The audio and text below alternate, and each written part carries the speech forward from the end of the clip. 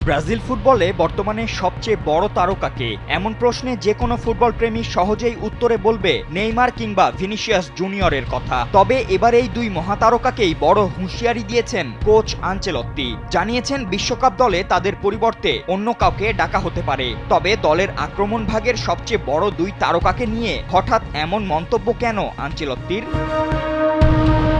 Italian mastermind Selecao ডেরায় নোঙ্গর করার পর থেকেই চলছে তার এক নীতি, দলে জায়গা পেতে হলে থাকতে হবে শতভাগ ফিট।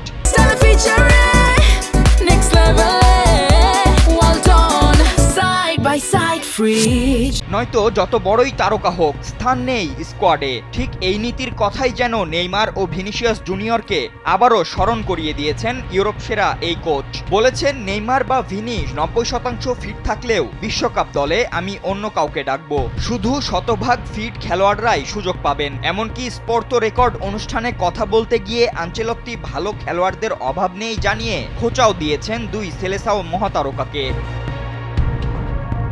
বর্তমানে ব্রাজিলের জার্সিতে ভিনিসিয়াস নিয়মিত মুখ হলেও নেইমার সর্বশেষ খেলেছেন 2023 সালের অক্টোবরে। ফিট থাকার শত চেষ্টার পরও ক্রমাগত চোট তাকে নিয়মিত হতে দিচ্ছে না ফুটবলে। যদিও চোট নিয়েও সান্তোসের জার্সিতে মাঠে নেমে নিজেকে মেলে ধরার চেষ্টা চালিয়েই যাচ্ছেন তিনি। আগামী বছর মার্চে প্রীতি ম্যাচের পর বিশ্বকাপের স্কোয়াড ঘোষণা করবেন আনচেলত্তি। নেইমারকে জাতীয় দলে ফিরতে যা করার এর মধ্যেই করতে হবে। আনচেলত্তির ফিটনেস পরীক্ষায় শেষ পর্যন্ত পাশ করতে পারবেন তো ব্রাজিলিয়ান সুপারস্টার? সেটাই এখন দেখার বিষয়।